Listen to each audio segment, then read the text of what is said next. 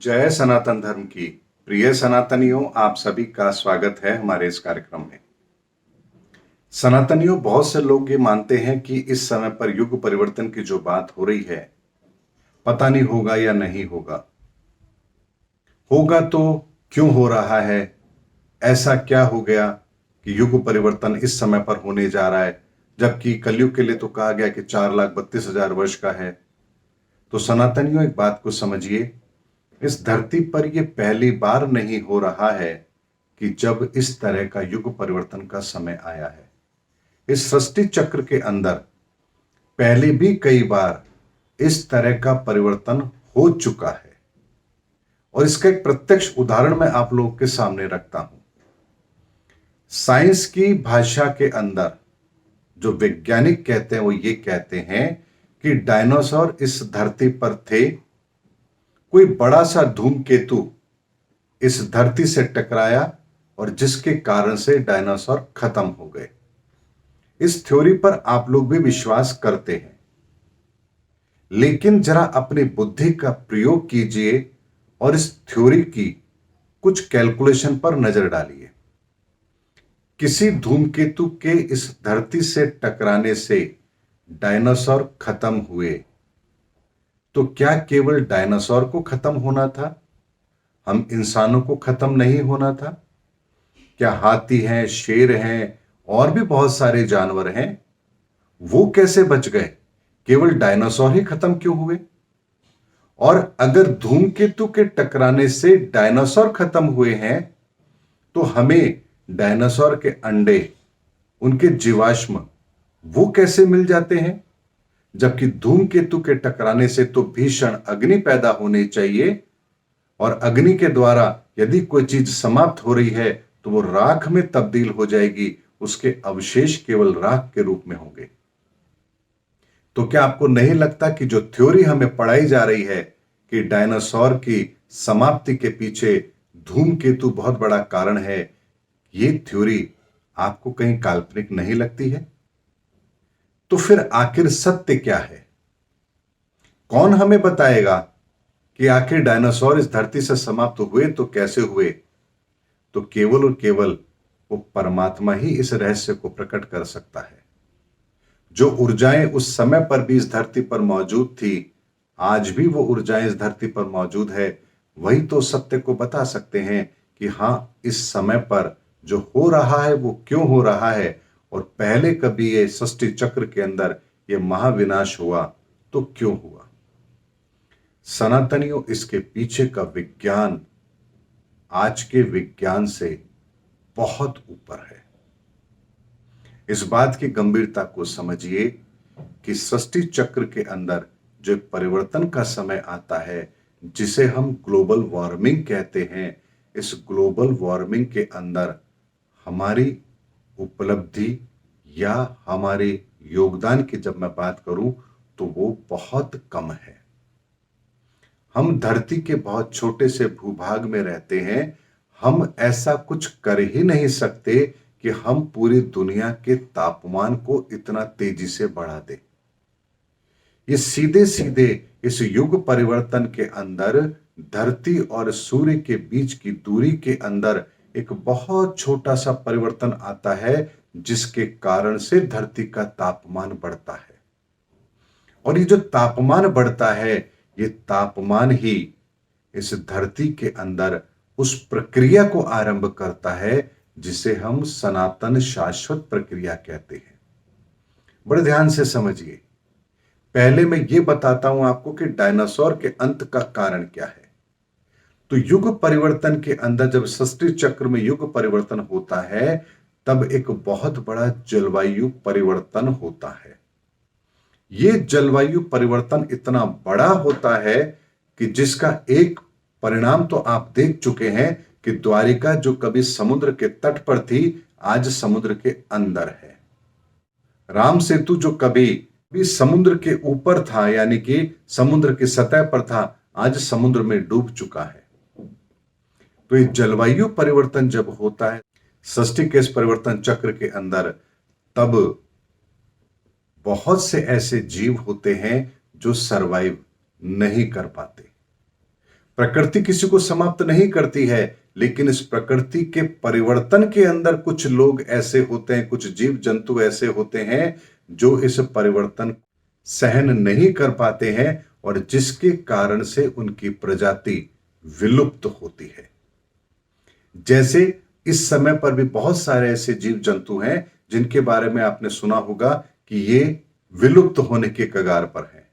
तो क्या यहां पर भी कोई धूमकेतु टकराया है जिसके कारण से वो प्रजाति विलुप्त हो रही है? उस प्रजाति के विलुप्त होने के पीछे कारण यह होता है कि जो एटमॉस्फेयर उस प्रजाति को पनपने के लिए चाहिए, अगर वो वहां उपलब्ध नहीं है तो धीरे धीरे वो प्रजाति विलुप्त हो जाती है। और डायनासोर के समय पर भी इस सृष्टि चक्र के अंदर जलवायु का इतना बड़ा परिवर्तन हुआ था कि डायनासोर सरवाइव नहीं कर पाए। और ये क्यों होता है, किस लिए होता है, किस तरीके से होता है, इस चीज को भी मैं आपके सामने रखता हूं। वर्तमान के अंदर भी जब ये युग परिवर्तन होगा तो बहुत सारे ऐसे रेगिस्तानी इलाके, वहां समुद्र आ जाएंगे और बहुत सारे समुद्री तटीय इलाके पानी में डूब जाएंगे और बहुत सी नई धरती इस समुद्र के अंदर से बाहर निकल करके आएगी।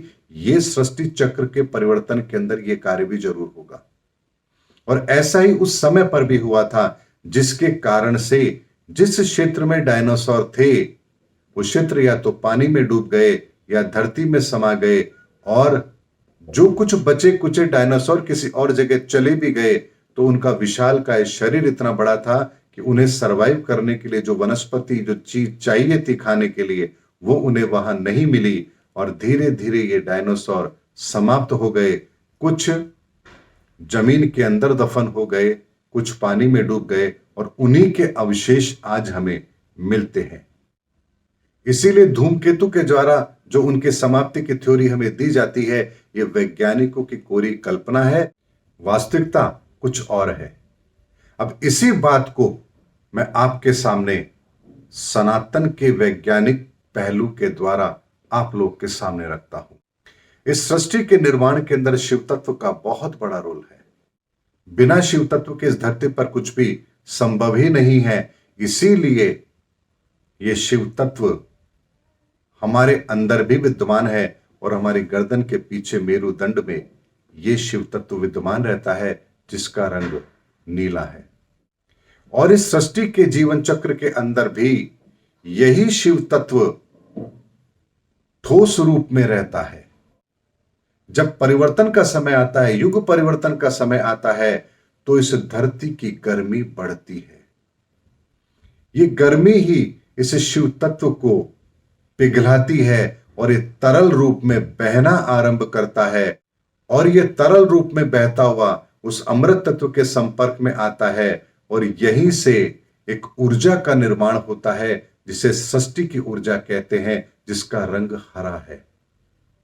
इसीलिए आप देखेंगे वर्तमान समय के अंदर जो ग्लेशियर है वो पिघल रहे हैं। वहां अब बर्फ नहीं है, बल्कि वहां पर वनस्पति उगाई है। ये उस हरे तत्व के प्रकट होने का संकेत है। इस संकेत आपको हर सृष्टि के इस सृष्टि चक्र के परिवर्तन में मिलेगा।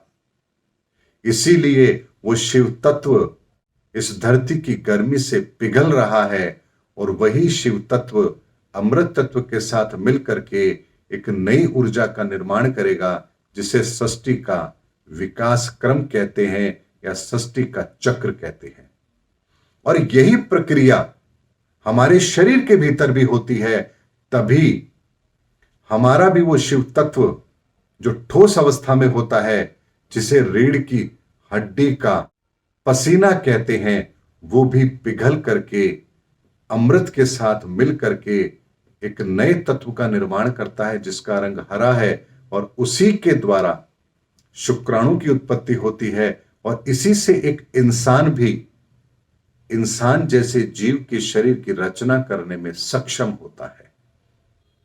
यह प्रक्रिया हमारे शरीर के भीतर भी होती है, जानवरों के भीतर भी होती है, इस सृष्टि के ऊर्जा चक्र में भी होती है, इस ब्रह्मांड में भी होती है। जब ब्रह्मांड में होती है तो नई गैलेक्सी का निर्माण होता है। इस धरती पर जब होती है तो नई ऊर्जा का निर्माण होता है, नए युग का निर्माण होता है। जब हमारे शरीर के भीतर होती है तो हम एक और नए शरीर की निर्माण प्रक्रिया के लिए सक्षम बनते हैं। यह प्रक्रिया हर स्तर पर होती है, लेकिन विज्ञान कभी इसके रहस्य को नहीं जान पाएगा, क्योंकि यह प्रक्रिया ऊर्जाओं के लेवल पर होती है। विज्ञान ये तो कह सकता है कि हमारा दिमाग सोचने का काम करता है, पर हमारा दिमाग ही सोचने का काम क्यों करता है और दिमाग आखिर सोचता कैसे है, इस बात के रहस्य को विज्ञान कभी नहीं पकड़ पाएगा।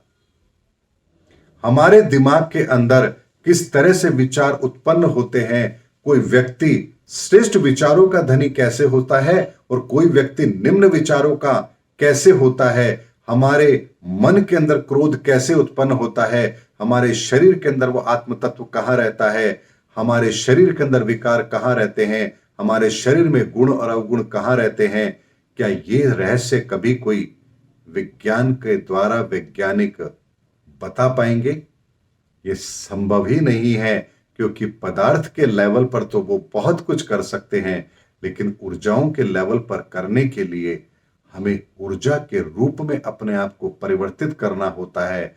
और ये विधा केवल और केवल सनातन के अंदर है, आध्यात्म के अंदर है। और इसीलिए आज तक इस संसार में जितने भी धार्मिक शास्त्र ग्रंथ लिखे गए हैं, उन ऋषि मुनियों के द्वारा लिखे गए हैं, जिन्होंने स्वयं को उस ऊर्जा के अंदर परिवर्तित करके ध्यान की गहराई में जाकर उस ऊर्जा को देखा, समझा, अनुभव किया और फिर ग्रंथों के माध्यम से हमारे सामने रखा। और यही प्रक्रिया जब कोई और अपनाता है तो वो भी ठीक वही अनुभव करता है जो पहले के ऋषि मुनियों ने किया। और इसीलिए उनकी बात को सत्य साबित बहुत लंबे समय के बाद कोई दूसरे ऋषि मुनि सत्य साबित करते हैं। इसीलिए प्रथम तीर्थंकर जो जैनियों में हुए, उसके बाद दूसरे हुए, और 24 तीर्थंकर तक, इसके बीच में बहुत लंबा कार्यकाल है, लेकिन हर तीर्थंकर की बात एक ही है। हमारे इस संसार के अंदर भी बहुत सारे अवतार हुए और हर अवतार के द्वारा, हर ऋषि मुनि के द्वारा कही गई बात एक ही है, फिर चाहे उन दोनों के बीच में कई हजार वर्षों का समय क्यों ना हो। इसीलिए सनातनियों, ये वो विज्ञान है जो हमें उस सत्य से जोड़ता है, जो सत्य इस सृष्टि के आरंभ से आरंभ हो रहा है। और उस सत्य से जुड़ने के लिए एक प्रक्रिया होती है, अपने स्वयं को पदार्थ से ऊर्जा के लेवल पर परिवर्तित करना होता है। और ये प्रक्रिया ईश्वर की कृपा से होती है, हमारे निस्वार्थ भावना से होती है। इसका और कोई शॉर्टकट होता ही नहीं है। इसीलिए इस रहस्य को जानने के लिए हमें ईश्वर की शरणागति होना पड़ता है, सनातन को अपने जीवन में स्वीकार करना पड़ता है और निस्वार्थ भावना से मानव हित को ध्यान में रखते हुए अपना कार्य करना पड़ता है। तब ईश्वर आपका चयन करता है, और जब ईश्वर चयन करता है तभी वो अपना रहस्य हमारे सामने प्रकट करता है। और जब वो रहस्य हमारे सामने प्रकट होता है, तब शब्दों के माध्यम से, ग्रंथों के माध्यम से समाज के सामने आता है। और वही उनका अनुभव, उन महापुरुषों का अनुभव भविष्य में ग्रंथ का रूप लेते हैं। और उन्हीं ग्रंथों को पढ़ करके हम उस मार्ग पर चलने का हौसला अपने अंदर लाते हैं और अपने भीतर वो भावना प्रकट करते हैं, ताकि ईश्वर भी हमारा चयन करे अपने उन रहस्यों को प्रकट करने के लिए। इसीलिए सनातनियों, ये वो रहस्य है जो मैंने आप लोगों के सामने रखा है। और मैंने आपसे पहले भी कहा है कि 30 मार्च 2025 के बाद धर्मयुग आरंभ हो रहा है, तो इस संसार के बहुत सारे रहस्य हैं जो हमारे सामने अब प्रकट अवश्य होंगे। मिलेंगे अगले वीडियो के अंदर, तब तक के लिए जय हिंद, जय भारत, जय सनातन धर्म।